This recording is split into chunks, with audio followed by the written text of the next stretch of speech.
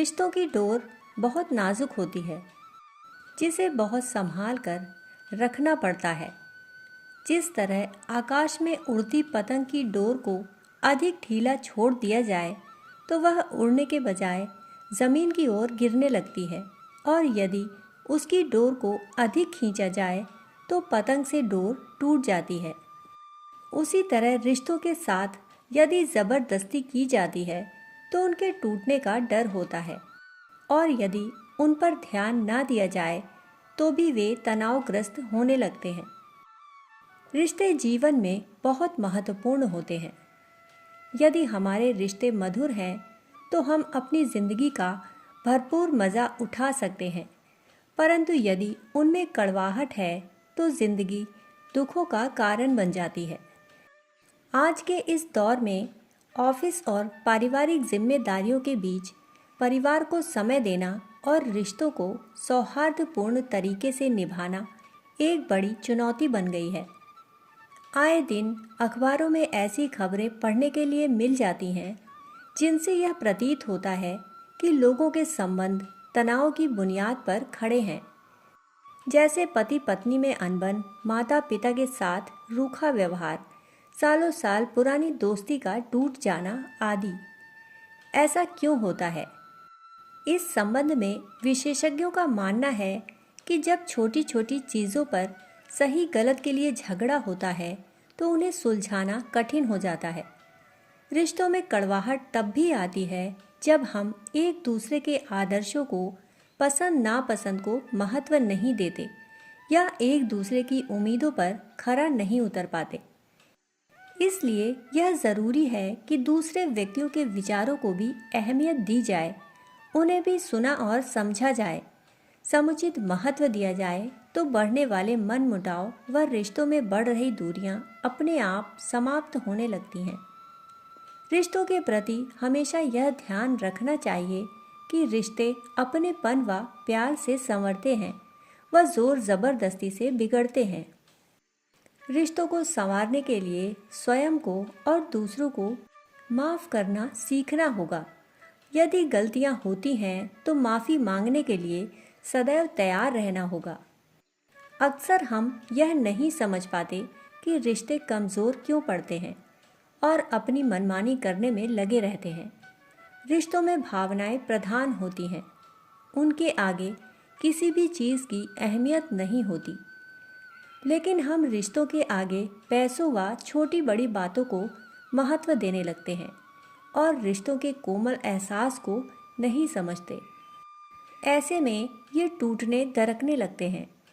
रिश्तों की डोर को संवारने में सहनशीलता एक अमोघ अस्त्र की तरह काम करती है। इसी से संबंधित एक कथा जापानी साहित्य में पढ़ने को मिलती है।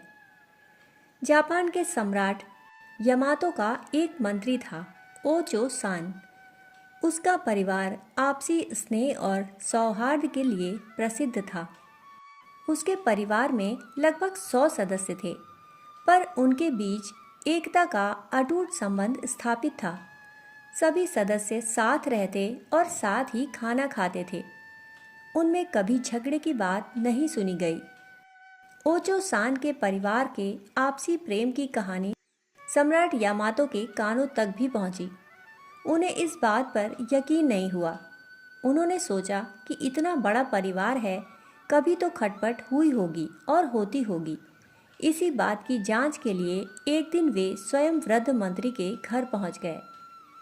स्वागत सत्कार और शिष्टाचार की साधारण रस्में समाप्त हो जाने के बाद उन्होंने मंत्री से पूछा, मंत्री जी, मैंने आपके परिवार की एकता और सौहार्द की कई कहानियां सुनी हैं।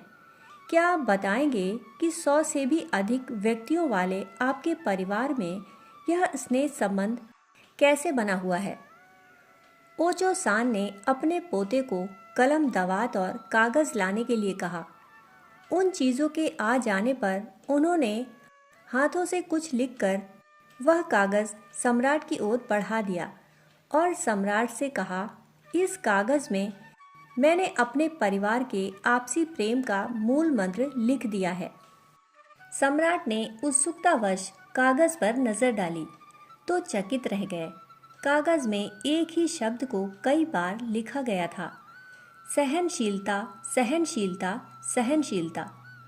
सम्राट के कागज पढ़ लेने पर ओजो सान ने कहा, महाराज, मेरे परिवार की एकता का रहस्य बस इसी एक शब्द में निहित है। सहनशीलता का यह महामंत्र ही हमारे बीच एकता का धागा अब तक पिरोए हुए है। इस महामंत्र को जितनी बार दोहराया जाए कम है। निश्चित रूप से सहनशीलता ही वह माध्यम है जिसके माध्यम से जीवन के उतार चढ़ावों में, सुख दुख में हम दूसरों के द्वारा मिलने वाली कड़वाहट को हंसते हंसते सहन कर जाते हैं और प्रत्युत्तर में मधुरता ही देते हैं। यदि सहनशीलता ना हो तो एक दिन भी परिवार की बागडोर संभाली नहीं जा सकती। इसलिए चाहे बड़े हों या छोटे बच्चे, सहनशीलता का पाठ सभी को सीखना होगा और इसके महत्व को समझना होगा। रिश्तों की डोर बहुत बारीक होती है।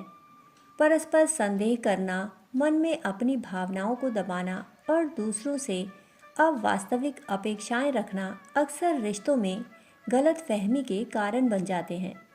इसलिए यह ज़रूरी है कि रिश्तों को संवारने के लिए अपने विचारों को खुलकर अभिव्यक्ति दी जाए, परंतु उन्हें अभिव्यक्त करते समय एक दूसरे के प्रति सहनशीलता बरती जाए, ताकि न केवल गलतफहमियां दूर हो सके बल्कि रिश्तों की डोर भी मजबूत हो सके। रिश्तों को बनाए रखने में हमारा व्यवहार बड़ी भूमिका निभाता है। इसलिए यह ज़रूरी है कि अपने प्रियजनों से अच्छा व्यवहार किया जाए, उनका विश्वास जीता जाए, क्योंकि विश्वास ही वह धरातल है जिस पर रिश्तों की नींव टिकी होती है। और सहनशीलता, प्यार, आत्मीयता व प्रेम युक्त भावनाओं से रिश्तों की खूबसूरती दिन ब दिन निखरती है। यही वे मूल मंत्र हैं जिन्हें अपनाकर हम रिश्तों को सुखद रख सकते हैं। दोस्तों, कहानी सुनने के लिए आप सभी का बहुत बहुत आभार। फिर मिलते हैं ऐसी ही एक कहानी के साथ। तब तक के लिए धन्यवाद।